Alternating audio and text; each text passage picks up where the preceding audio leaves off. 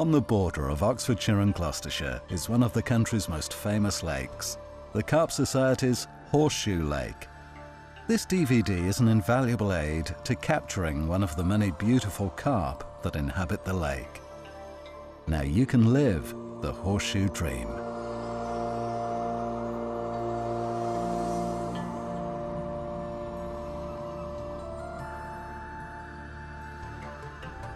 Good morning, my name's Tim Wagner. I'm currently down on the Carp Society's famous Horseshoe Lake, and with myself and one of my colleagues, David Mano, our commercial manager, we're going to have a walk around the lake over the next couple of days and try and expel some of the myths that many anglers out there have of this rather daunting or possibly daunting fishery. And there we have a double figure, fully scaled on our first morning. We're down here for the next 2 or 3 days, so hopefully, what with this fish and other anglers around the water, we can try and expel some of these myths about this fishery and just prove how easy it is to catch fish like this.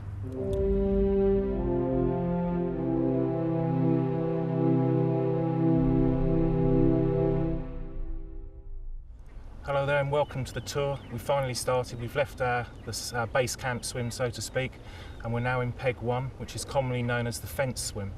This is situated halfway up the Summer Bay, and the water here, the way that we fish this swim is slightly different to the way that we would fish the main part of Winter Bay, where I'm actually bivvied up at present. Now, most of the fishing done in Summer Bay is done at relatively short range, and I'm in the swim at the moment of a day ticket angler who's been setting up this morning, and I've watched him casting out, and he's fishing to one of the most productive spots on the lake in this particular swim, which is only currently 30 yards out. It's a little tiny clay spot, or say little tiny, it's grown over the years, there's been that many fish off it. It's a mixture of clay and silt, and it's easily visible from the back of the swim. When the water's quite clear like it is today, you don't even need a marker float. But there's several of those spots literally out in front of the swim and slightly to the right. Very, very easy to find, very, very easy to cast to, even for your relatively inexperienced carp angler. The swim also holds an abundance of Canadian pondweed, which is obviously holds a majority of the natural food that the carp love to feed on. So really this swim, the first one that we come to, has got absolutely everything going for it for a horseshoe swim. It's got Canadian pondweed, it's got silkweed out a little bit further. It has hard clay and silt spots for the angler to fish to. Now, a lot of the big fish actually come from down these margins, and last season the big old girl, the lake record fish, the 42, which we call Patch, and another 30, which I believe was 36, was caught on an overnighter by a day ticket angler fishing down the left-hand side of this swim. And I don't know whether you can see just behind my head the point of Summer Point. If you've got a friend fishing on Summer Point, or there's no one fishing there at all, that is an ideal spot to put a bait, because the fish cruise in very, very close to that margin, and it's a spot which you never ever see anybody fishing. Right, what we're also going to do, we're still in Peg 1, the fence swim in Summer Bay. We're going to give you a little insight into the sort of rigs that, this is what I use. I'm not saying this is what you've got to use, these are my own preferences. And as we go around the lake, depending on which area of the lake that we fish, you would tend to change the rig slightly depending over the ground that you're fishing, whether you're fishing over gravel, silt or silkweed, and also the distances that you're trying to achieve on the cast. That will dictate what type of rig that you use. Now, for this particular area of the lake, Peg 1, and for a lot of swims in Summer Bay, I tend to only use 2 types of bottom rig. The first is a very short braided rig like so, which I would fish in a solid PVA bag with pellets, small pellets. You put everything inside the bag, I'm sure you're aware, a little tiny braided rig of about 4 inches long, small hook. Now, my own preference for bait on this water is for boilies. Now, I tend to use boilies straight from the pots, whether they be pop-ups or bottom baits. But one of the most popular baits on the lake that a lot of the other anglers use are yellow pop-ups or bits of yellow plastic or maize. Now, I would say a majority of the anglers which come onto this water catch a majority of their fish fishing with little tiny bits of plastic sweet corn or bits of maize. If I want to fish a single bait, or I'm fishing over a relatively large silty patch, and I don't want to fish a PVA bag, I would fish a slightly longer hook length, and for this I use coated braids available on site from the shop, and there's several brands available. They all make a variation of these coated rigs, and this is my preference when I'm fishing single baits, or I want to possibly fish a higher tracked bait and I don't want any pellet out there and I'm not fishing bags. I would use a coated hook length like those, a couple of bits of putty just to pin it down on the bottom. For the bags, I use a braid, not a coated braid, because coated braid will loop up. So you want a normal braid, so that will sit flat within the bag. But basically it's as simple as that. There's no fancy rigs on here. You don't need to have a degree in science to tie rigs up fishing this place. Simple as that.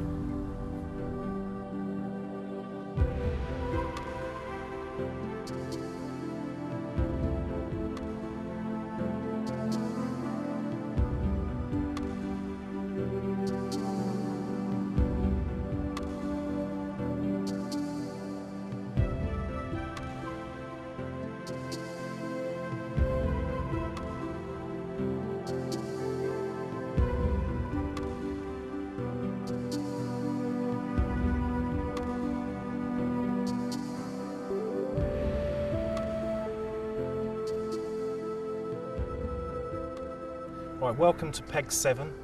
It's commonly known as the Headland, and this is right at the top of Summer Bay, where the bay opens up into what we call the stock ponds, the trout bank area. We've left Peg 1, which was a fence swim, and we've passed swims 2 to 6. Now swims 2 to 6 and Peg 7 are basically fished in the same manner. The areas that you're looking for at this end of the Summer Bay, they're not quite as pronounced as the areas that we looked at in front of Peg 1. The areas here are a lot smaller, and they're a little bit few and far between compared to Peg 1. But Peg 7 is a double swim, and because of that it means two anglers can fish here side by side using 2 rods each. Now when that's the case, and as with some of the other swims down the bay, you need to adopt a slightly different approach when you're fishing swims like this. There's an abundance of silkweed on the bottom, and short of standing here for 5 hours with a marker float and scaring everything out of the swim and then having nothing to fish for, the only way you can actually present a bait here is to fish on top of the weed. And by doing that, you're creating new feeding spots all of the time. And it is a method that I've used down here very productively over the last couple of years, and we came about it by mistake. So I'm going to show you a rig now that I would use predominantly in pegs 2 to 7 and certain areas of the other lake where you have plenty of silkweed present. Right, as I mentioned just a minute ago, we were talking about what we call a siltweed rig. Now, don't get that confused by a silt rig or a helicopter rig or a chod rig. But this is a fluorocarbon hook length, and as you can see it's quite long, and I've actually tied these up to 28 inches in length. Now the idea being, silkweed tends to grow flat across the bottom, it doesn't grow to the top. So you're actually able to present baits quite well on top of it, even if the silkweed is 18 inches 2 foot thick. By using a long fluorocarbon hook length and a pop-up, and you really are using the pop-up here. Here we've got one about 1 3/4 inch, 1.5 inches, the balance weight below the shot. That way you're guaranteed that when the bait sinks down on top of the weed, that bait will always be visual. But instead of just casting out a single bait into the middle of nowhere, using PVA mesh, we made up what we called, it was like a chunky stick mix. There's no liquid in that at all other than oil. And we put dog biscuits in the bottom, and the dog biscuits actually hold the whole rig up when you cast it out. Very simple to do. Depending on the size of the mesh that you're using and the size of the bag that you're going to use, you need to do a couple of sample casts in the margin, how many dog biscuits you want to put in there, and we reckon a bag of that size takes about 14 biscuits to hold it up. Very easy. It's just as simple as that. You hook the hook through the non-biscuit end. So if you can imagine, when you cast out, the biscuits keep it all afloat. And because you've got a pop-up on, you can put a bit of PVA foam or a dissolvable nugget on there as well. As it dissolves, it sits down on top of the silkweed. everything visible. Your little tiny pop-up, you can use plastic corn if you wish, and then you've got some visual bait freebies around to make it even more attractive. The reason I use fluorocarbon is because it's quite supple, it's clear, and it sits on top of the weed, and the fish can't really see it. If you use a coated braid over weed, what happens is it tends to loop up. An absolutely devastating, deadly rig.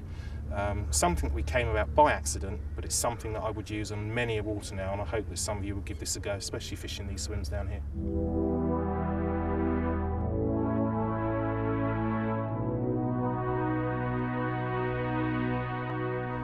Just a short bit of history with the Carp Society. It was formed in 1981 from an idea by Rod Hutchinson and developed by Tim Paisley. These were prehistory days for carp fishing, as I'm sure we're all aware, and attracted a huge amount of interest. There were very few magazines and information around at that time. It quickly grew, as has carp fishing, and in '92 the Carp Society purchased Horseshoe Lake, and they purchased that by selling 10, in fact 11-year tickets to the members at that time, and those tickets actually ran until 2003. They were £250 for the 10 years, which was obviously a lot of money at the time, but by the time you get to 2003, £25 a year was very, very cheap. In fact, less than a day's fishing on most waters. There were some 1,300 permit holders at that point, and they were then exchanged within the market. So, yeah, a very successful venture, and all credit to those visionary people at that time. Now, in 2003, when they expired, we changed the whole basis on which tickets were being sold to be annual, and in that way we can now offer 24-hour and annual permits on this water, 12 months a year. And by doing that, we actually do adopt the original principles of the Carp Society, which are to offer carp fishing for as wide an audience as possible. During that period, we've also picked up 2 other waters. In South Surdey, in the Cotswolds Water Park, we have a wonderful little water, about 28 acres, which is stuffed full of 30-pound plus commons. That's going to be a water to be reckoned with any time now. And in Lincolnshire, we have another pit, about 17 acres, which is looked after by a superb team of bailiffs up there, and that's another water that's got some wonderful fish in. All the waters will be restocked in the future by carp, which are being grown on in our stock ponds here.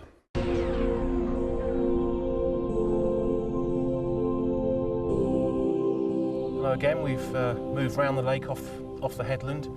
We're now in Peg 9, one of the most famous swims on the lake, a swim called Boat Point. Its name originated from when the sailing club were on here many years ago. Now this is also, like the headland, a double swim, and it has absolutely everything to offer the angler on this peg, from close-in spots to clear gravel to silt to Canadian pondweed to silkweed. Absolutely everything. Everything you can imagine at Horseshoe is in this swim. It's also one of the first, I won't say long-range swims, but it's one of the first real spod-in swims, an area of the lake where the more bait you put in, you would tend to reap the rewards. The angler fishing off, if there's 2 of you, the angler fishing off the left-hand side of the swim here predominantly would fish to an area that we call the plateau, which runs slightly off-centre up the lake at about 11 o'clock. It's quite a large area now. Years ago it was quite small, but over the years it's been absolutely battered by anglers fishing it, and the fish have ripped the weed up. And I should imagine now the starting of the plateau could be as close as 65 yards, 70 yards, and it probably stretches out to 85 or 90 yards out. Quite a large area, and at a push you could probably get 6 or 7 rods on it. That's how big it is. There's another area straight out, looking straight down this railway sleeper. We always used to fish an area about 35 yards out. There was a clear strip which ran round the other side of a patch of gravel. The fish would run round from Summer Bay into Winter Bay or vice versa. And normally we would fish 1 rod long or 2 rods long come the winter onto the plateau, and we would fish 1 rod short just over the weed on this tiny strip of gravel, which is a very, very short distance out. Also, if you look behind me, you'll see some telegraph poles. We call those the pylons. There's several areas fishing over to that bank called the Whitney Bank.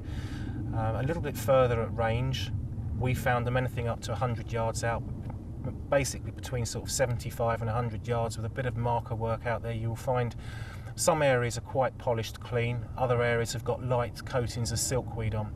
If I was fishing the plateau myself today, I would probably be using the short braided hook length with a PVA bag with small pellets, and I would probably start off by putting 5 or 6 kilos of spod mix out there, a mixture of particles, boilies, bit of sweet corn and a little bit of pellet. So get into this swim, there's so many different things you can do, from close range work to long range spodding. A bit for everybody in this swim, I think.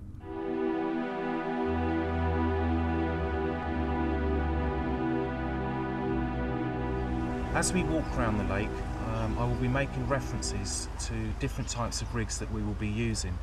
One rig in particular will come up quite a lot, and that will be the solid PVA bag rig, which will be this one here. Now, we will refer to this rig as the short braided PVA bag rig.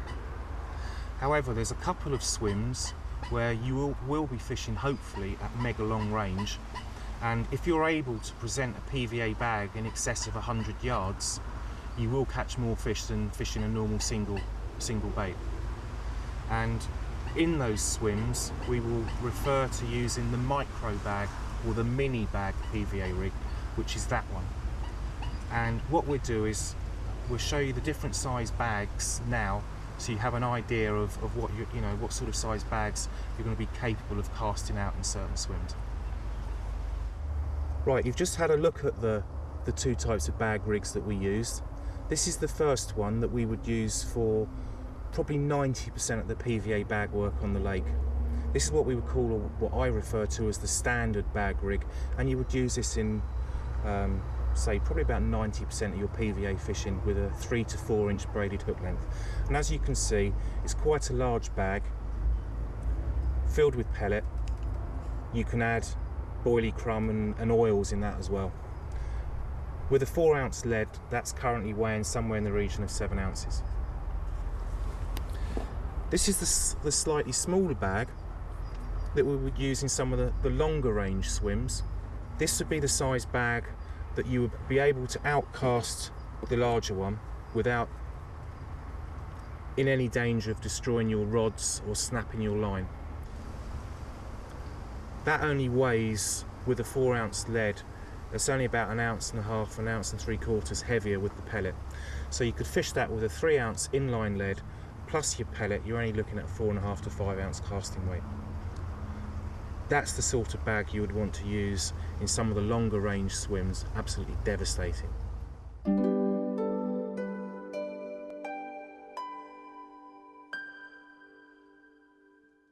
Welcome to an area of the lake between Boat Point and Winter Point, where we have swims 10, 11 and 12. They're 3 single swims which look into the channel opposite the Whitney Bank as the channel leads into Winter Bay. These 3 swims are very, very rarely fished, and so we have peg 10 behind me, and then we come into peg 11. As you can see, the swims are very, very close together, and peg 12 is just round the side of the willow tree here, so they are quite sociable swims. What I can't believe is the amount of people who ignore these swims. 3 swims produce a lot of fish when they're fished. It's as simple as that. And what we will do is, when we're rounding the channel, looking at pegs 34 and 35 in that area, we'll talk about the techniques that we use for fishing these three small ignored swims here.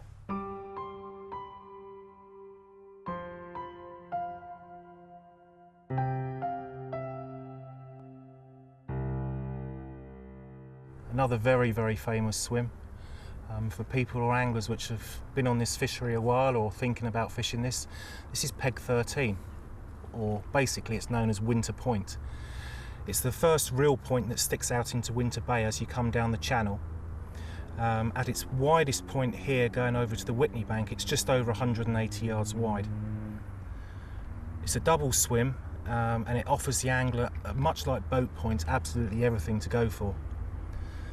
Primarily there tends to be two main spots that the anglers fish to in here, and those spots have been the same for many a year, and they're relatively close in. They're only about 75 to 80 yards out.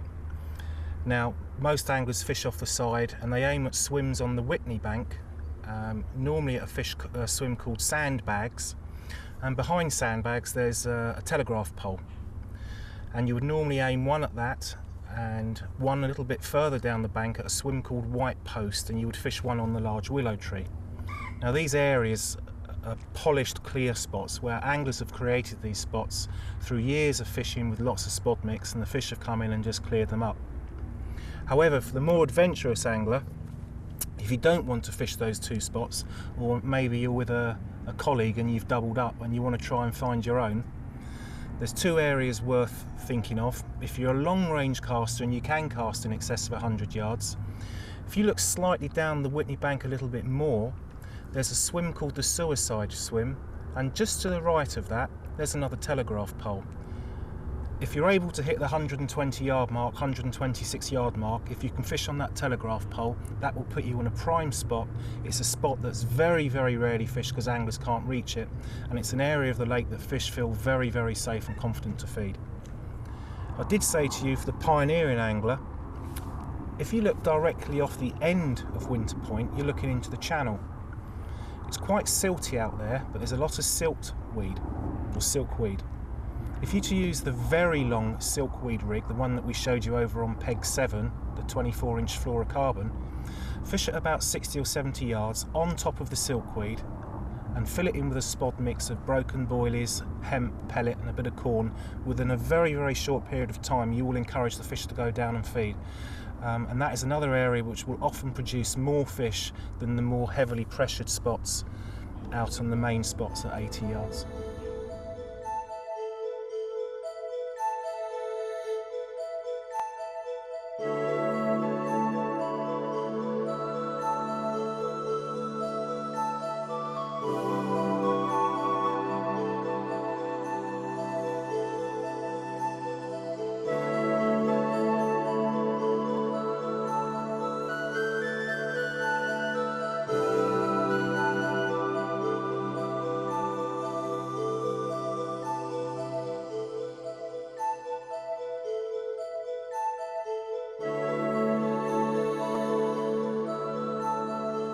This is a swim called Choppies, which is peg 14, and it's situated between Winter Point and the Winter Disabled Swim, and it actually comes in a very, very slight bay. This is one of my favourite swims on the lake, purely because it's one of the longest range spots to cast to get to the first known feeding spot. And because of that, it's an area of the lake which doesn't get fished very much, and consequently the fish at times here feel quite safe to feed because they don't receive an awful lot of angling pressure. Now behind me, if you look across the lake, you can see a telegraph pole which is just behind the Sandbags swim. Now when you're fishing this peg, whether you're using 2 rods during the summer or 3 rods during the winter, I would tend to fish all 3 rods or 2 rods on the same spot within a few yards of each other, and that spot is the telegraph pole. As for rigs, the rigs that we've already spoken about, the longish rig, 10 to 12 inches, fish again with plenty of spod mix. If you're a competent caster, you've got the wind behind you and you've got the rods which will cope, then by all means give it a go with the PVA bags. A bit like the 3 swims in the channel, it does get left alone quite a lot because of the distance, but having said that, 109 yards is not massive, and it's probably the longest casting swim on the lake.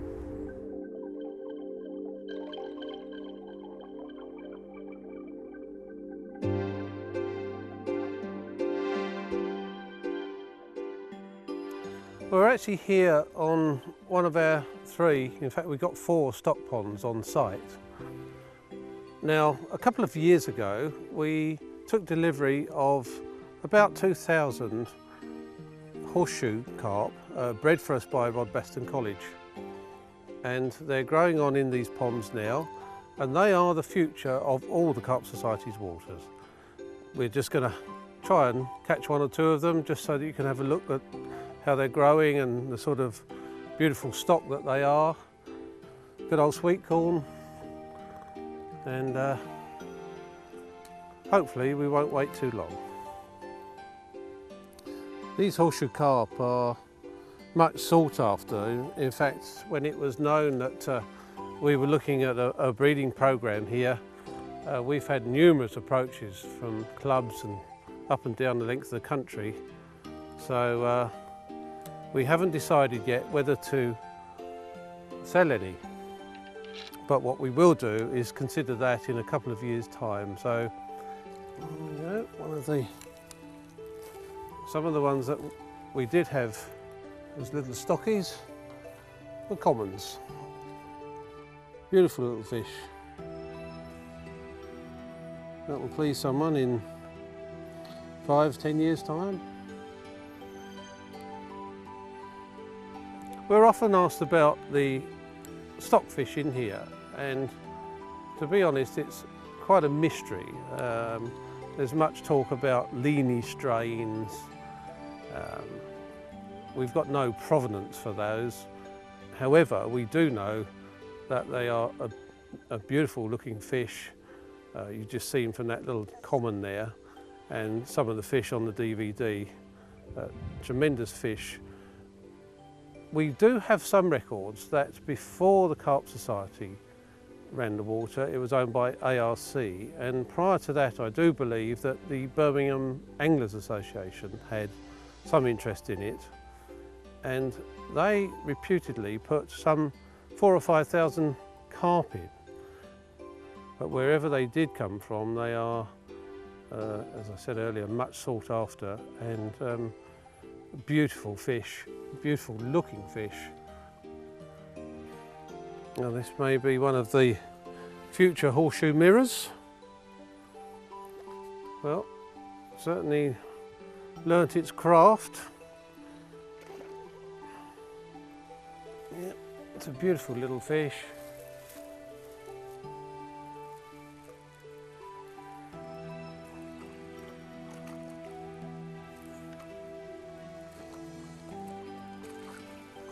There he is. That will be on the front cover of one of the fishing magazines. A front cover fish if ever you saw one. Beautiful, stunning mirror from original horseshoe stock. As we say, a stunning horseshoe carp. If only all the horseshoe carp were this easy to catch.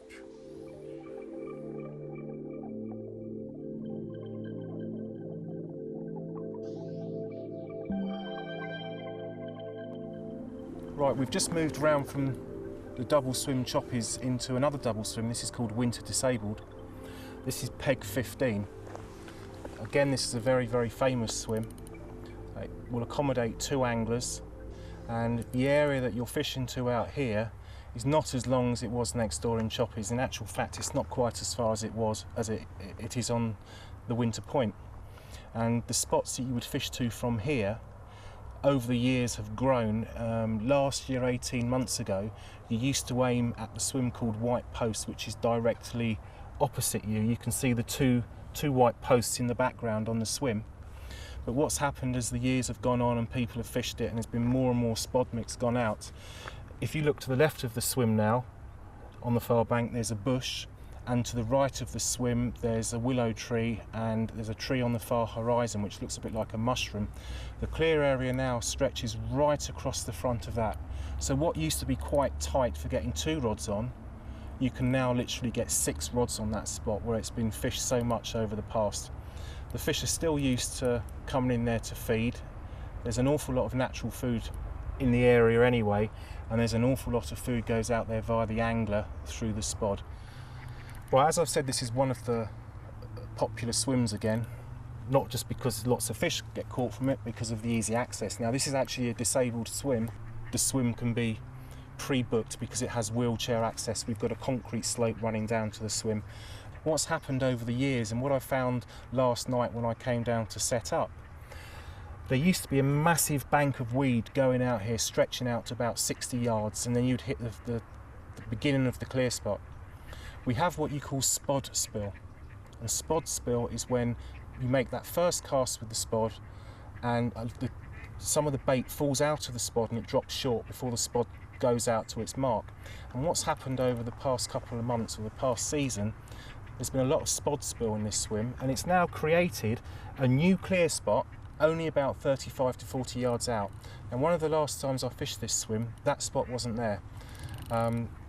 So if you're coming down to this swim for the first time, you don't know where to go, don't automatically bung it out to the 80-yard mark, because we've seen fish this morning bow wave and cruise in very, very close, and I'm going to be tempted myself this evening to put a rod in on the 40-yard mark, and it's actually baitable by catapult. So even though one of the go-in spots on this swim is at 80 yards, fish are going to be well catchable literally within catapult range.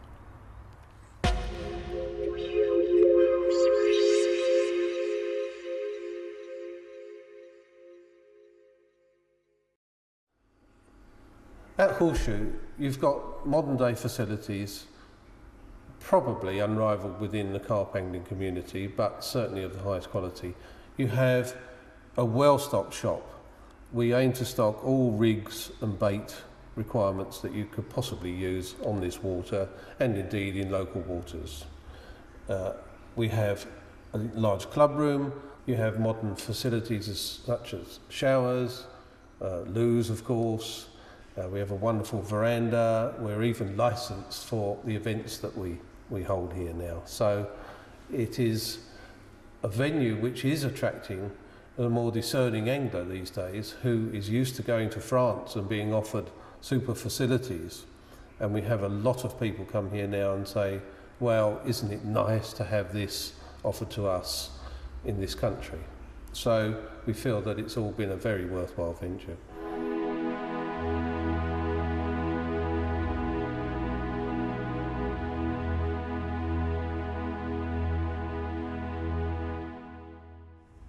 Now, as you can see, we've moved yet again. We're in an area of the lake now which we call the Lagoon, which is currently peg at 17. Now this is a double swim as well, and up until recently it didn't see an awful lot of angling pressure. It never used to be fished this area of the lake very often. I'm not entirely sure why. It always used to see fish in here, and it used to be an excellent place to come down, especially in the summer months, and do a spot of floater fishing. But for some unknown reason, anglers were a little bit reluctant to come in here and fish. But over the last 18 months or so, the carp anglers have now shown a little bit more interest in this area of the lake. Traditionally, it's always been quite weedy out there. There's quite a bit of silkweed in places, but a bit of careful plumbing. It's still quite shallow out there. It's a little bit shallower out here than it is to the rest of Winter Bay, and the fish won't tolerate too much casting and bashing around here like they do in the rest of Winter Bay. It's almost fish this similar to Summer Bay. The long, very long silkweed rig that we showed you earlier works an absolute treat in here.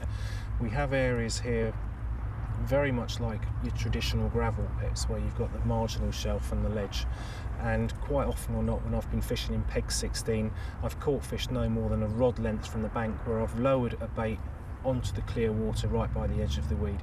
Other than that, we've got fish bow waving and swimming around here at the moment.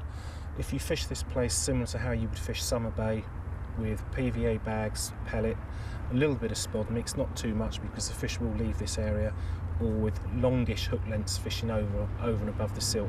But don't ignore the margins in this swim. They do come in very, very close, and I can see from the two anglers that we have fishing here at the moment where their lines are. I know for a fact that one of them is fishing, by the looks of it, very close in. So it looks like they've seen fish moving in and out through the margins, and it looks like they're doing the right thing.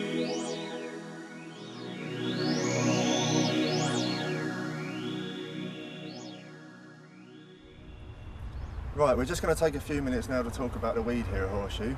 Now, as many of you may already know, Horseshoe is known to have an abundance of weed.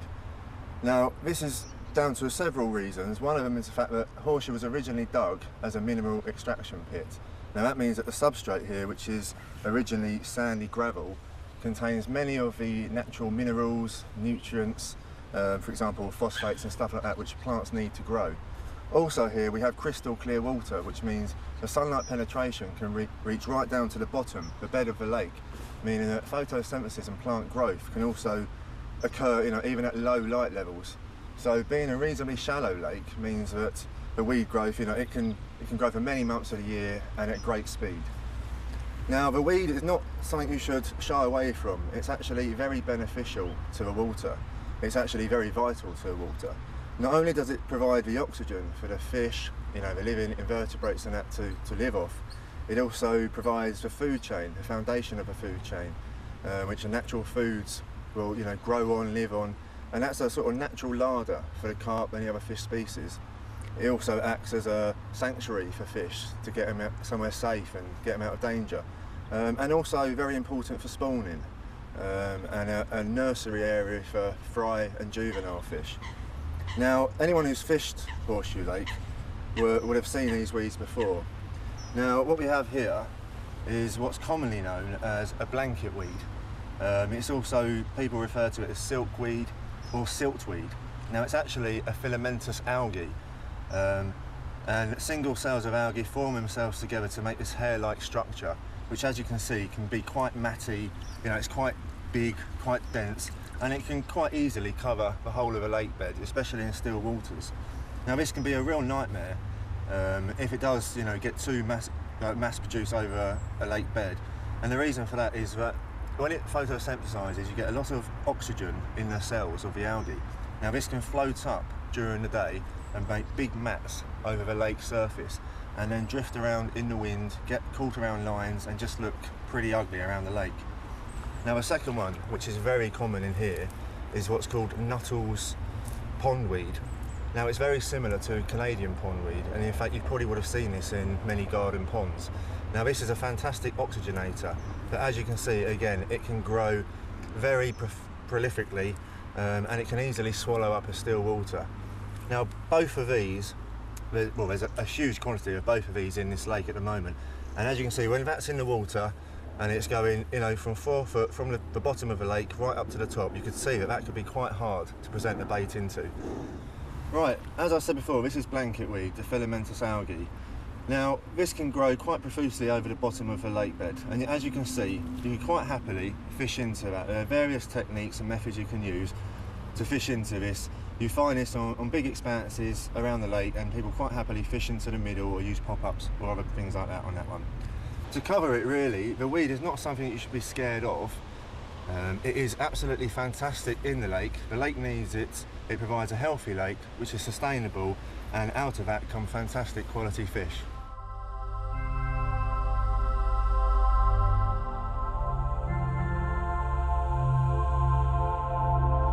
Right, we've now ventured round onto the road bank in Winter Bay. I'm trying to keep things a little bit quiet because the swims that we're in now, peg numbers 19 up to 22, pegs 20 and 21 to double swims, which is we're in peg 20 now, and pegs 19 and 22 are single swims.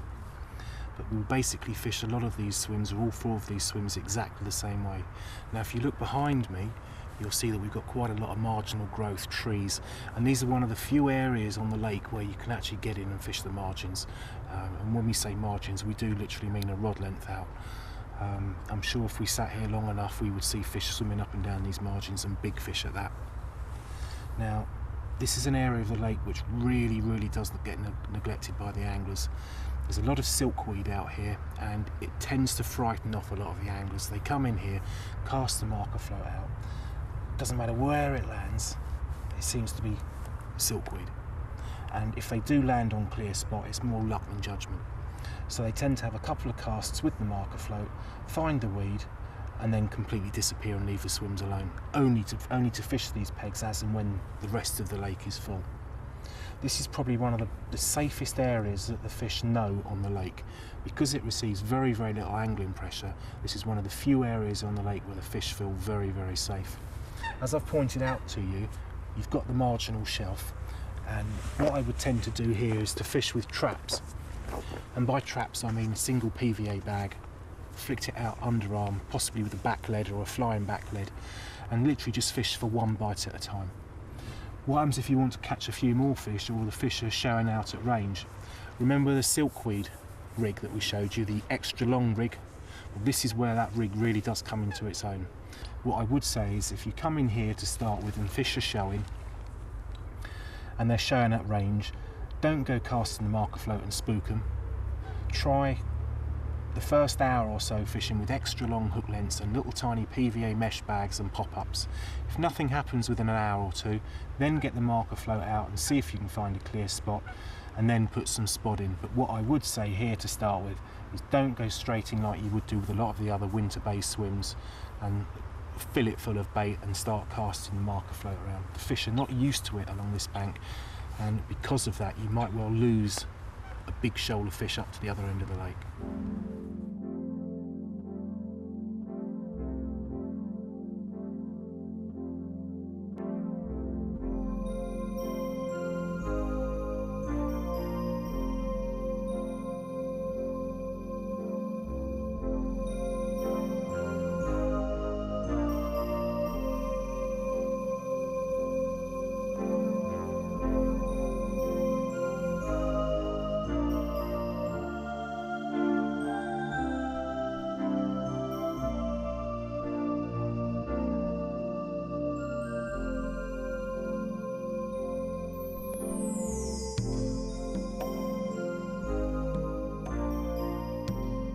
As you can see, we've now reached the end of the road bank in Winter Bay, and we're stood in an area of the lake called the Split Swim.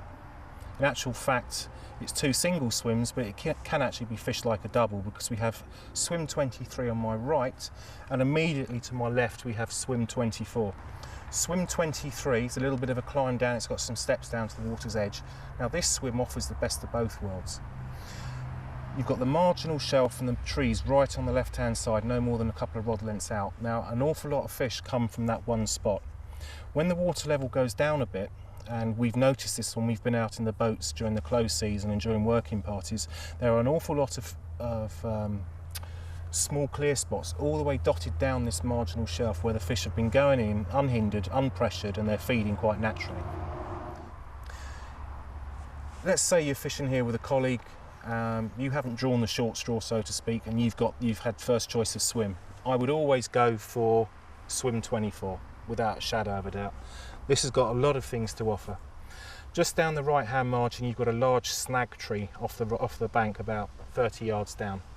Now at the end of that snag tree there's a huge crater which has been burrowed out by the fish, and it's about anything up to 18 inches deeper now than the rest of the surrounding area. It's like a bomb hole, but it isn't. It's purely down to the amount of fish which have been in there feeding.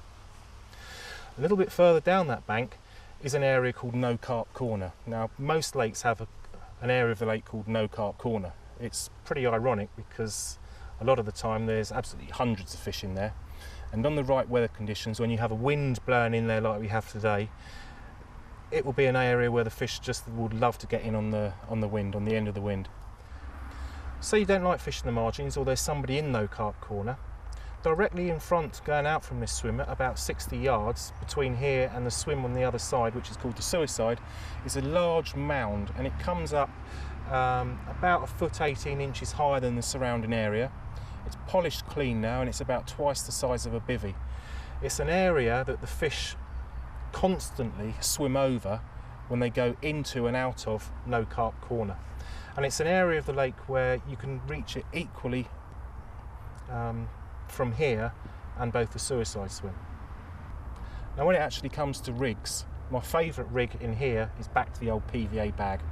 Not the little tiny bags with the little dinky rigs. We're talking a standard bag here with a hook length of about 3.5 inches, and I prefer to fish that down the tree line with no free bait at all, on the snag, just a large PVA bag.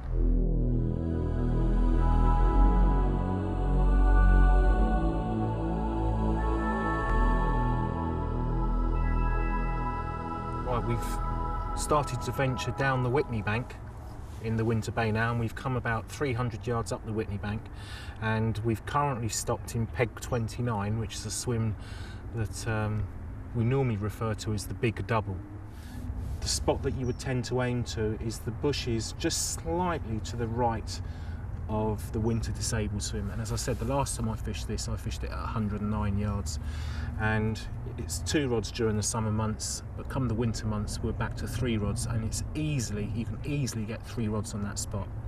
In fact, when you put 2 anglers in this swim, as it is a double swim, you'll find at a push you can get all 4 rods on that clear spot. Now, just to give you an idea of how wide it is across, if you look slightly down to the right, you will see a swim which is unoccupied. That is a swim called Choppies, and that is the swim between the Winter Disabled and Winter Point. Now, from Choppies to here, we've used one of the infrared laser golf markers, and it's 288 yards across. So it gives you an idea of the distance that we're talking about across this particular part of Winter Bay. As for rigs, because it's so clear out there, you can get away with almost any rig out there. I tend to favour, as do a lot of the other lads, longish hook lengths, about 10 to 12 inches. Some of the lads fish with bottom baits. Most of them are fishing with stacked maize or sweet corn, artificial sweet corn, little yellow pop-ups, pepperami and things like that. And that's producing an awful lot of fish down here, that type of method on a longish hook length. The perception of Horseshoe, as we mentioned earlier on, is a long-range spodding venue. Well, really, this is where all of that has come from, this one particular swim, and possibly over on the Choppies side. These are the swims which see the majority of the long-range fishing and the spodding, and out of the 75 swims we have on the lake, it is really only a handful where you need to be a competent angler to tackle a swim like this.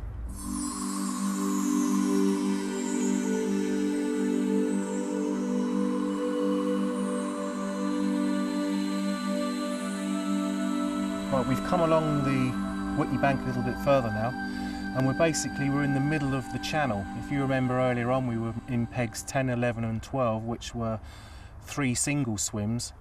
We're now directly opposite those on the other bank, on the Whitney Bank, and this is peg 33. This is a double swim. This area of the bank here is a little bit like the road bank at the bottom of Winter Bay. It's an area of water which gets ignored, and I'm not entirely sure why. We see an awful lot of fish here at times, especially they pass through here nearly every day, and it's a bit like the swims opposite. For some reason the anglers don't want to stop here, and if you have a plum around out there, there's plenty of fishable spots. You can get away with using all 3 rigs or even all 4 rigs on peg 33 and the other 2 pegs in the channel, and this goes for the same, the 3 pegs on the other side, 10, 11 and 12. The fish do tend to pass through here on their way into and out of Winter Bay. They do move through here, and you'll see them when they move, because they're like porpoises. They head and shoulder through here very, very quickly. I would have a cast around with the marker float, because you have a mixture of Canadian pondweed out there, silkweed and clear spots, as well as your normal gravel and silk. So it's definitely worth getting the marker float out here and not just having a cast out with a long hook length. If the silkweed is relatively thick, remember what we said in the past, don't be put off. Look back to what we did on peg 7 on the Headland, or what we did on the road bank in Winter Bay.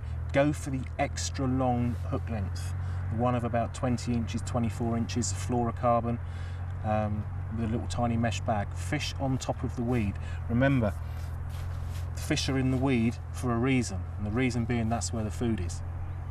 If you're able to find a clear spot out there, and there are a few of them around, especially going into peg 34, then you really, the choice is yours. If it's within casting range, up to 80 yards, you might want to give the PVA bags a go with a little tiny braided hook lengths and pellet, or you might want to stick to the slightly longer hook lengths and just fish with single stacked baits. Back to the same old thing, the plastic sweet corn or the maize. But what I would do here is definitely spod. The fish move through very, very quickly, and the only way you're going to get the fish to go down and feed in this particular area of the lake is to put some bait out there for them. Food for thought in these channel swims. Please, please, please don't ignore them. A lot of the time other swims will be blanking, and that's because the fish are in here. It doesn't get pressured. It's like the road bank where there isn't any angling pressure. 9 times out of 10 that's where you'll find the fish. So when you visit down here, have a look at the road bank in Winter Bay and have a look at either side of the channel. If there's no one fishing here, you can bet your life that's where the fish are.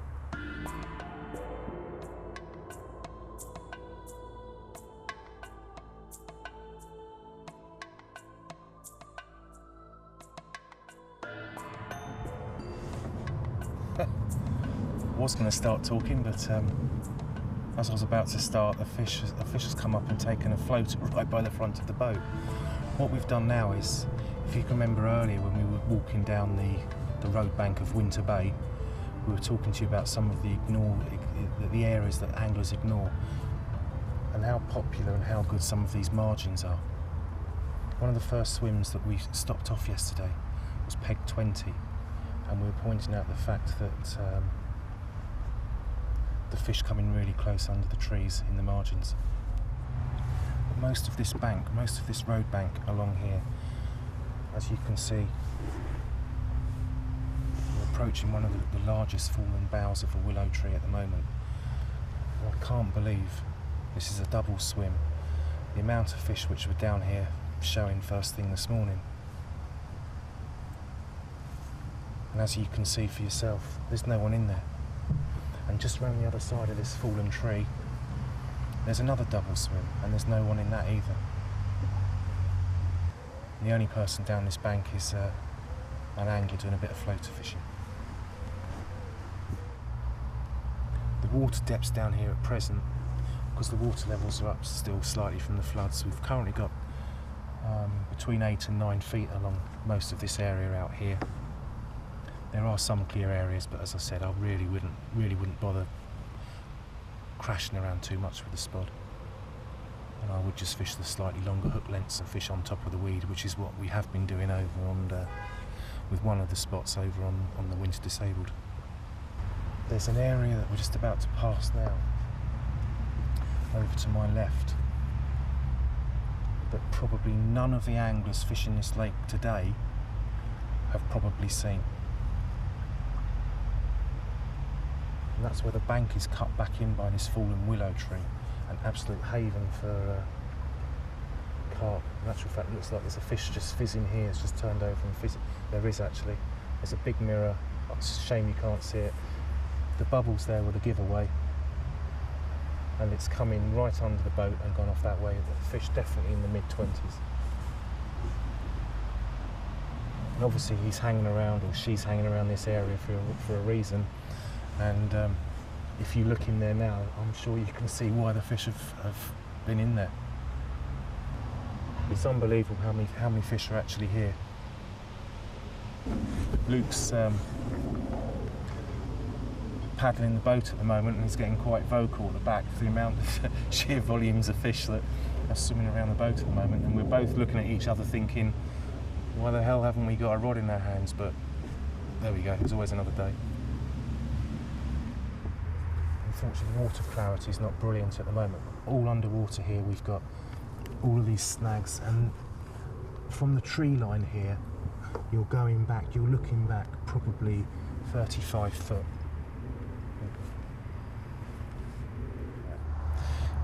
This is yet again more evidence that we can prove to you that the myths of horseshoe is not just long-range fishing.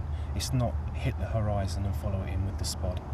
As you have seen in some of the swims, there's a lot of fish to be caught from the margins, and a lot of the fish that you've witnessed being caught and returned are all being caught within a few feet from the bank. This is just, another example that you don't have to cast to the horizon to be able to catch horseshoe fish.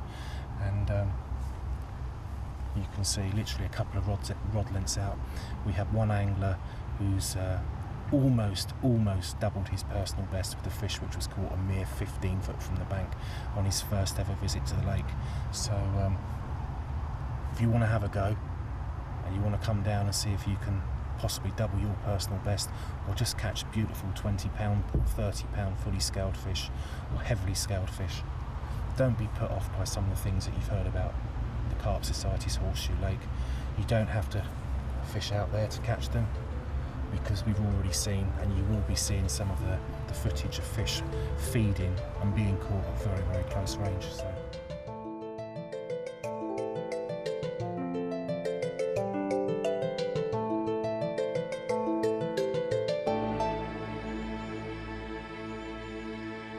Right, we've come further down the Whitney bank now. We've left the channel area of Winter Bay, and we've come down into what we used to call the 40s. We're actually standing in peg 41 now, which is out of, as I said, the channel area, and we're facing what we call the stock ponds or the mounds on the opposite side of the lake, which is called the Trout Bank.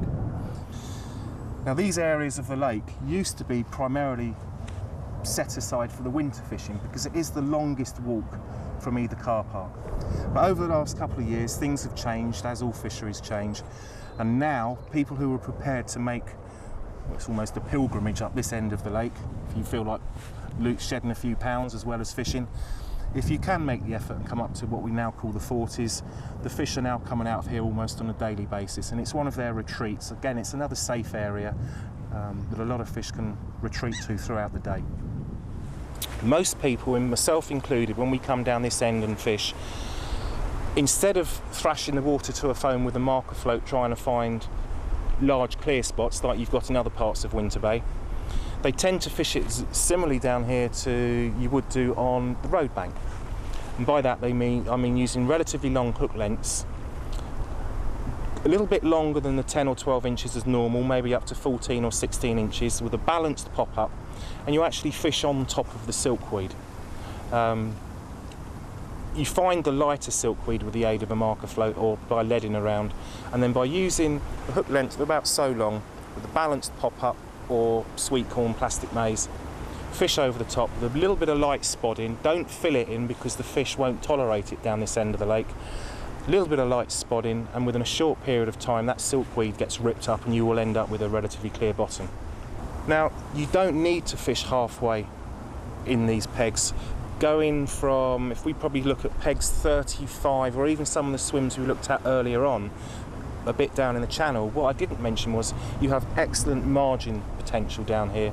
As you can see, there's a lot of overhanging trees, and this is one of the areas that regularly when we have junior fishings or adult fishings, we tend not to peg this area of the lake for the fishing events, and we leave it open for the kids or the adults to come up and do a bit of stalking, because the fish do get in very, very close here. You have like a marginal shelf, a bit like the swims in the lagoon, like the traditional old gravel pit. It runs out and then slowly drops away, and the fish regularly patrol up and down these margins. But we'll go along and have another look at a very, very good stalking swim slightly up there to the left, and I think if we're quiet and we walk up there we might even be able to see a couple of fish in the margins as well.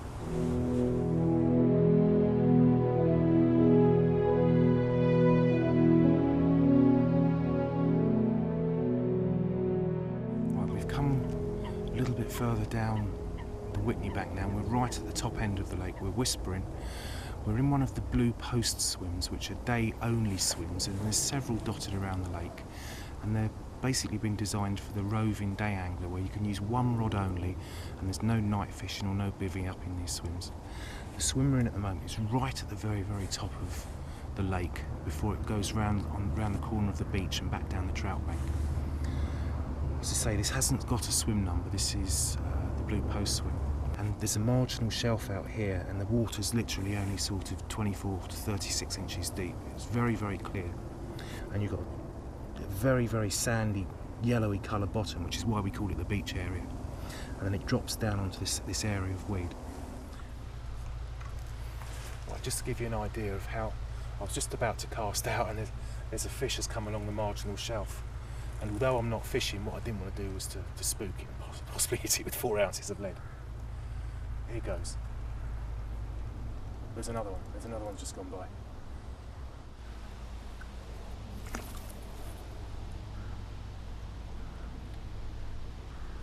But you can see the marker float, and you can see the line. Hopefully you can see the line, or the braid should I say, heading down into the water. That's coming straight off the rod tip. And there's another fish just gone past the back, and that looks a big 20, that looks 27, 28 pound. And there's no one here, there's no one fishing down here at all.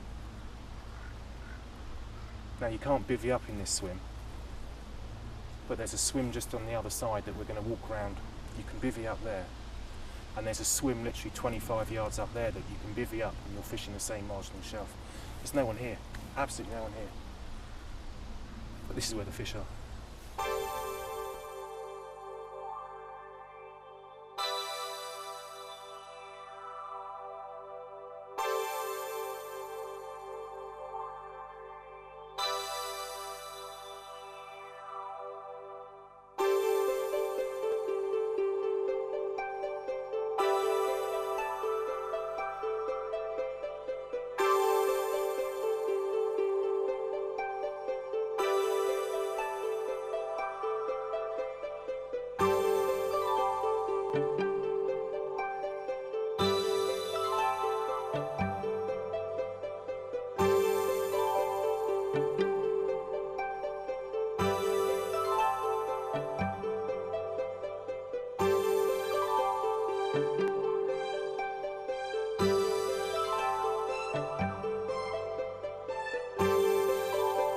Right,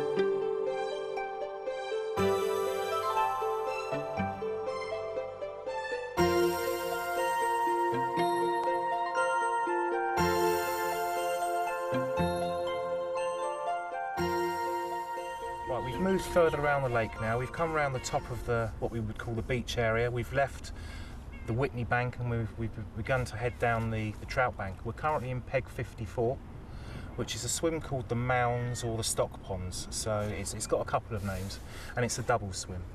Now, we've got 54, which is the peg that we're in. We have 53 next door, which is also a double swim. And then a little bit further back, going back towards the top end of the lake, we have 52 and 51, which are both double swims. Now what we can do is we can break down 51 and 52 have very similar fishing qualities, as do 53 and 54. They do throw up fish all year round, but some of the best times of the year to fish these particular pegs are just prior to spawning. Now we can't say to you the months of May or the months of June anymore, because carp spawn as and when the weather dictates. But just prior to spawning, or just after the fish have finished spawning, the fish gather here in large numbers, massive numbers, waiting to enter or leave Summer Bay. And there have been some absolute massive catches of fish here, including the big old girl patch, several times over 40 pound as well.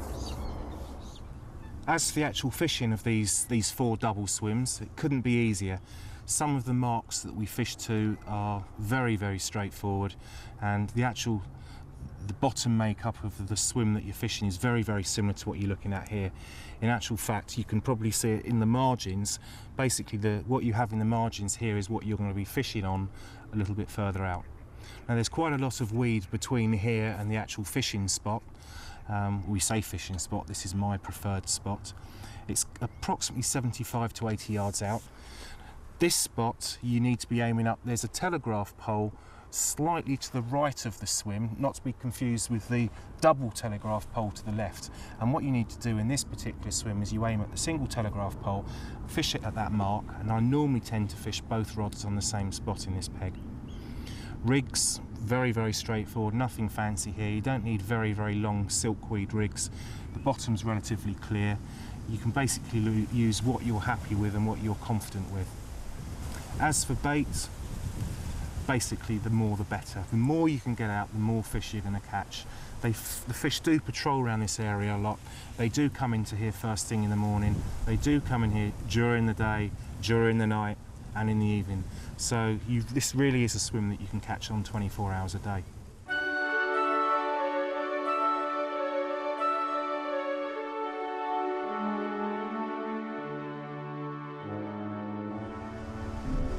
One thing that we are going to look at whilst we're walking around, and again we're showing reference to, is some swims you will need to spod out a lot of bait, and other areas you might need to spod out just 1 or 2 spodfuls.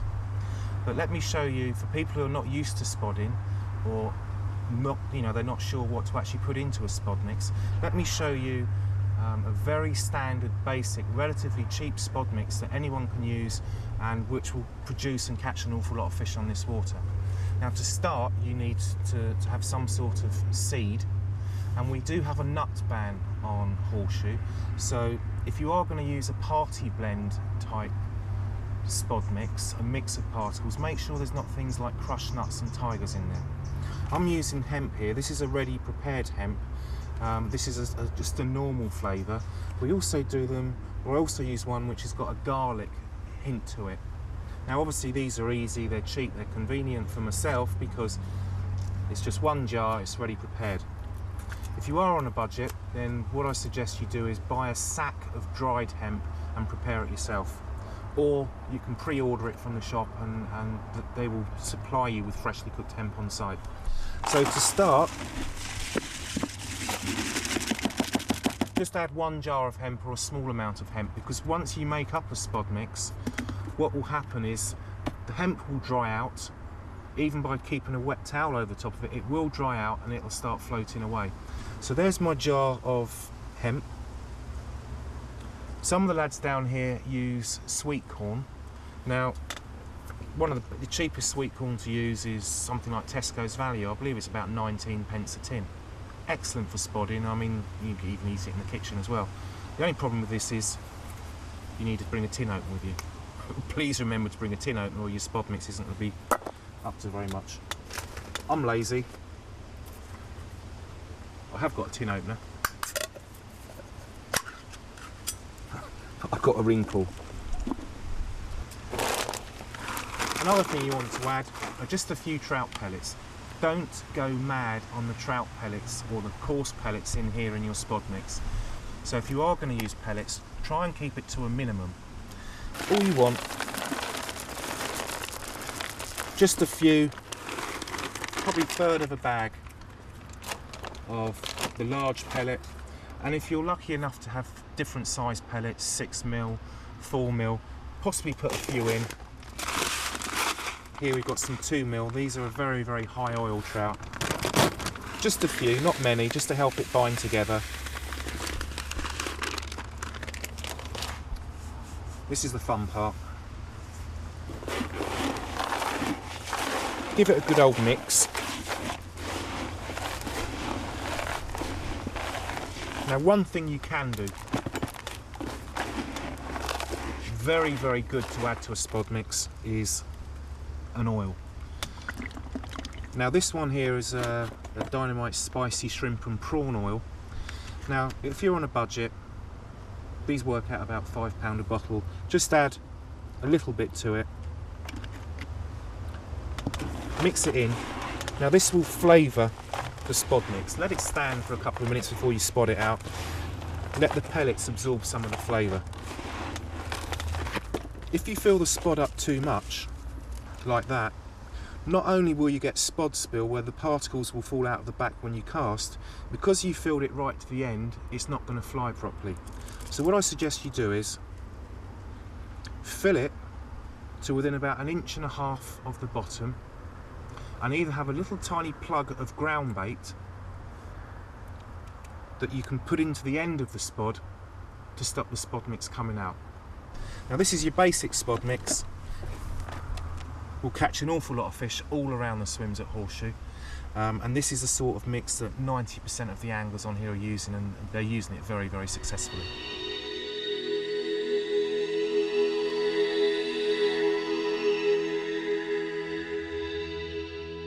Right, we've come away from the stock pond swim now, which was 54. We've headed down the trout bank a little bit more now, and although we're going to refer to this area as the trout bank still, because we have Lechlade trout fishery immediately behind us, this is actually the mouth of Summer Bay. We're in peg 57 at the moment, and literally from peg 57, which is where we're currently standing, down through the majority of the swims now to our next stop, you can literally fish these swims all the same. Now this is an absolute giveaway when you come into this swim. Let me just bend down and pick this up. All around this swim has been fished recently, and judging by this weed, it's still quite wet. I would say it's been fished over the weekend or within the last couple of days. Another way just to make sure, I've had one cast with the marker float, and I've brought in very, very slowly, and you can see this is what's pulled in around the marker float and around the lead. This is the dreaded blanket weed, the dreaded silkweed that everybody talks about, that covers your hook lengths and you can't present your bait in it. Well, I'm sorry, this is where the food is. Wherever there's food, that's where you're going to find the fish. The beauty about silkweed, people don't realise, it doesn't grow up, it grows across the lake bed, which is why they refer to it as blanket weed, because it grows across the bottom. That pretty much goes for all of the swims that we're going to walk down and visit down through Summer Bay. And if you remember, we spoke about the Headland peg 7, which is directly opposite. That's how we fish that peg. It's a double swim. There's a couple of spots in very, very close, but other than that, we fish out with these long hook lengths on top of the silkweed. And basically this is how I would fish this peg now, and how I would fish the next 3 or 4 pegs going down that way. There are a couple of clear areas in the margins, and there are a couple of clear areas a little bit further out. But because the water here is quite shallow, the fish pass through. They're not going to tolerate lots of people casting and spodding on top of them. They're just going to disappear. And what you need to do is tie up these little tiny mesh bags with dog biscuits just to help it float down. And I suggest you have a very, very sloppy spod mix with some crumbed up boilies, some hemp and possibly some pellet. And what I would do is, with a small spod, as soon as you've cast your fishing rod out, put the rod on the deck before you do anything else. Don't set the buzzer up, don't sink the line. You make one cast with your bag, lead setup, and then follow it very, very quickly with 2 quick casts with the spod. So you get splash with your rig, and then splash, splash on top with the spod. Little tiny area of food, you've set a trap, you've kept the disturbance to a minimum, you haven't needed the marker float, you haven't spooked the fish, but more importantly, your bait is presentable on top of what we call, or what people think is the dreaded silkweed.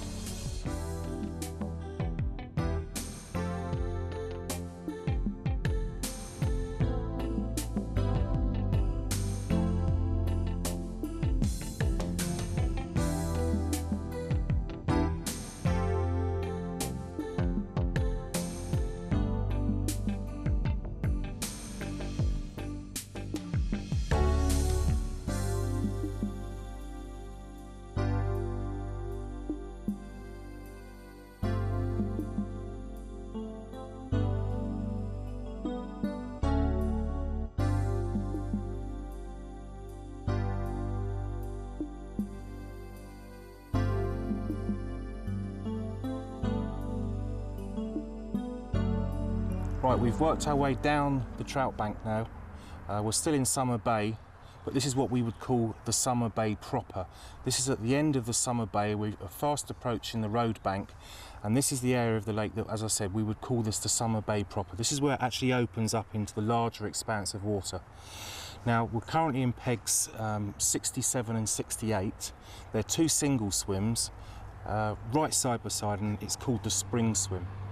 Now, the swim immediately behind me is 67, and this is actually the smaller of the 2 swims, so to speak. It's quite tight. As you can see, there's quite a nice canopy of trees and a very small area of water to fish out to. About a quarter of the way over from this bank, there's a very slight depression in the swim, and it's a silt bed. Lovely soft silt, and there's a slight depression of between 6 and 8 inches compared to the rest of the Summer Bay area. Now, the fish absolutely love this area, and it's one of their patrol routes. As they come down the bay, a lot of the fish stick to this side of the bay, down the tree line, and they come across this depression in the silt and they just drop down. And it's an area of the lake where they're not often very visible. They don't show themselves, but they love hanging around that area. I think possibly because you've got this slight depression, albeit only 8 or 10 inches. But when you consider the water's only 4 foot deep anyway, another foot deeper on top of that is, you know, you're looking at a 20% increase in water depth. The silkweed rig that we've spoken about so readily around the lake, the long rig that you fish on top of the weed, isn't going to be as effective in these type of swims because the weed actually grows up, so you can't present the bait properly. The way to fish this swim is to try and find the clear areas with the aid of a marker float, and there are an awful lot of areas out there. Slightly to the left of this peg, only about 30 yards out, there's the beginning of this depression silt. A little bit further around to the right, and again about 30 yards out, you've got a small strip of gravel. Everyone thinks it's a bar. In actual fact, it's like a strip of gravel which runs between the 2 weed beds. And on a clear day, sunny day, you can actually stand up on this bank and you can see the gravel anyway. You can see the clear strip. So a cast to the clear strip that you can normally see, or a cast slightly to the left in the silt, would be the first 2 areas that I would fish. If you are going to spod, I will keep it to the absolute minimum and do something like we suggested down at the entrance to Summer Bay.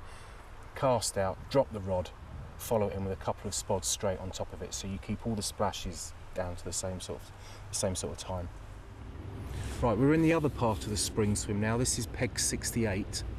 Shares the same bank space as 67, the area that we've just been talking about. Now, this area of the lake is slightly different to next door. The weed growth out here is similar to the weed growth we have in front of peg 67. It's primarily this Canadian weed, the long stuff, not the straggly silkweed that we've already looked at. So this is the stuff that you can't fish over the top of. You're not going to be able to present your baits properly. So much the same as the swim next door. Fishing in this peg, I would tend to look for the slightly clear areas with the aid of a marker float without trying to thrash the water to a foam, and fish with identical rigs with solid PVA bags and short braided hook lengths of about that size, or the slightly longer semi-stiff rigs of about 10 to 12 inches, and then fish it with, as we've already mentioned, just the normal really, single pop-ups or bits of plastic, things like that.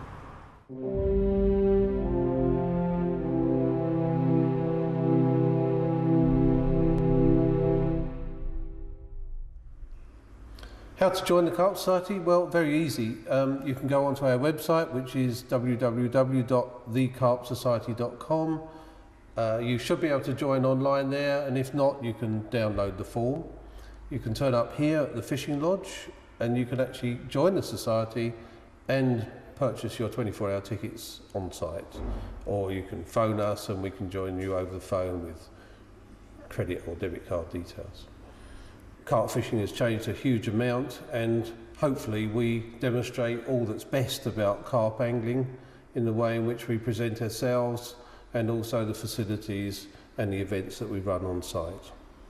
For those of you watching who want to get involved with the Carp Society, please get in touch with us. We're always looking for competent individuals, anglers, to help out at events such as our junior events and our winter show, which has become renowned as being one of the annual shows of the year. Please get in touch. We've got waters north and south. We're always looking for bailiffs and willing helpers and people that have useful skills, so you're very welcome.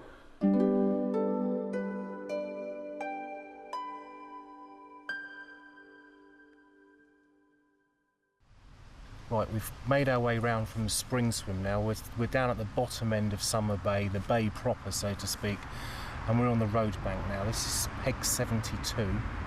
This is the last swim on the road bank. We've walked past peg 70 and 71. There are 3 swims on this stretch of bank.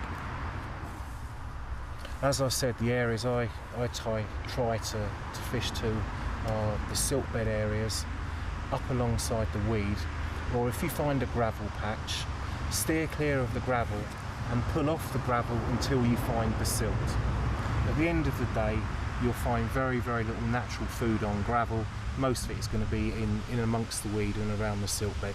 And so many fish get pressured and angled for on gravel beds. I think if you can steer clear of them and stay to the silt, you'll stand more chance of getting pickups. Now, rigs, it's going to be exactly the same as we talked about over in the spring swim. If there was one piece of advice I would give to anglers fishing in the Summer Bay or the Summer Bay area, and that would be, don't use bobbins. You can see by the angler fishing this swim, although he's got his bobbins on the buzzers, they're not actually attached to the line. Now the fish here are pressured. They're pressured all of the time, 7 days a week. And although they get caught all the time, they are aware that they're being angled for, they're being fished for. The water in Summer Bay is relatively shallow. At the moment the water level's up, so you've probably got 4.5 foot. If you can imagine, we have a 15-pound line minimum breaking strain on this water. And if you can imagine 15-pound line cutting through 4 foot deep water, it's like a cheese wire, it's like a rope. You might as well put signs hanging from it halfway down. Please avoid me, danger. The fish can see it, so they're just going to stay away from it. They're not going to spook and bolt off it, but they will stay away from that area and refrain from feeding. They will move into the area, they'll see the lines cutting through the water, and they'll know that there's something wrong. If the fish moves into the area, whether it be the baited area or underneath the rod tips, if it bumps into the line, because the line is hanging down slack, if it bumps into the line, it's not going to feel it. The line will just rise with the fish and brush over its back. Keep it close range, keep it slack lines, keep it simple, keep the disturbance down to a minimum.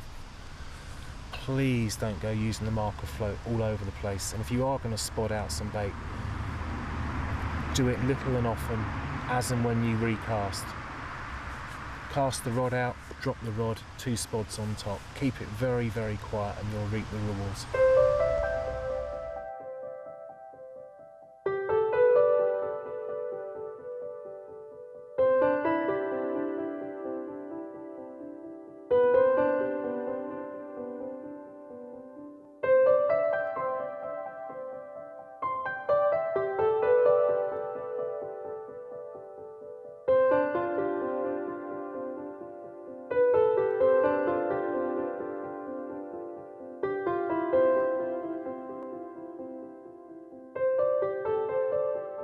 Anyway, we're coming to the end of our walk around Horseshoe Lake.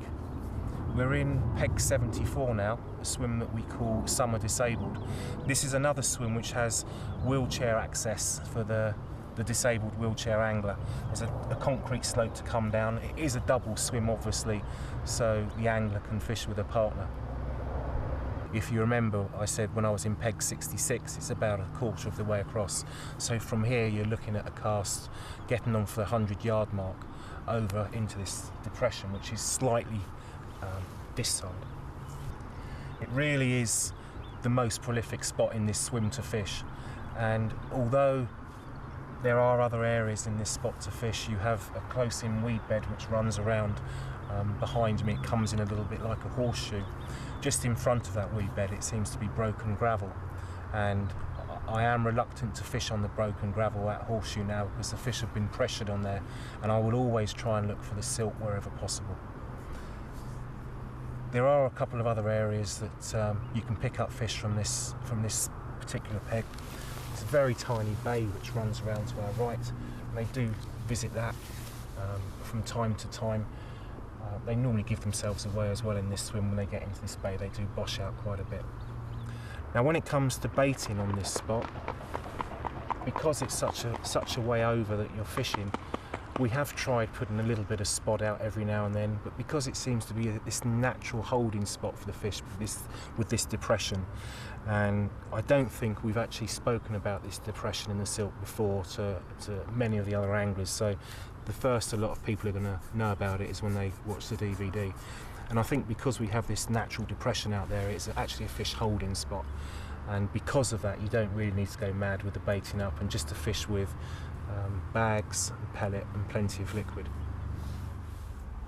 Right, we're still on the Summer Disabled swim at the moment, which is Peg 74, but we're looking over the lake now, over this little tiny bay to Summer Point. If you'd like to cast your mind back to where we started this walk around Carp Society's Horseshoe Lake, we started off at Peg 1, which was the fence swim. We're now looking at Peg 75, which is the Summer Disabled, the Summer Point swim. And basically Peg 1 is immediately behind that swim that we're looking at now. So we have done a complete circuit of the Horseshoe Lake. What we've tried to do over the last couple of years is listen to anglers' requests and to actually have a look at the fishery.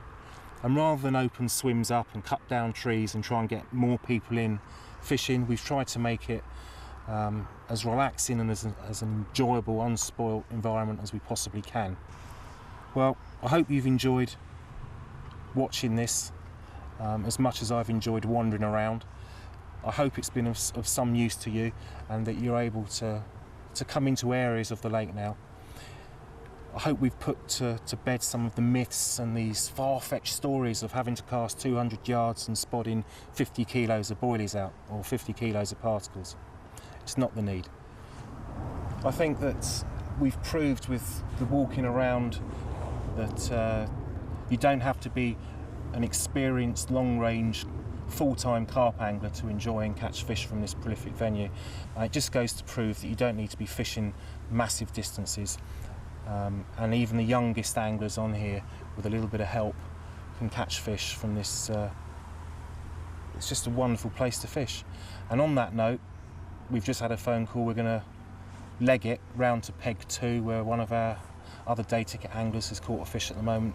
All we know is it's a mirror, and it's in the landing net waiting for us to go and see. We've got no idea how big it is. What I do know is he's fishing the margins. So thanks very much for your time. I hope this is of some use to you, and maybe we'll catch up.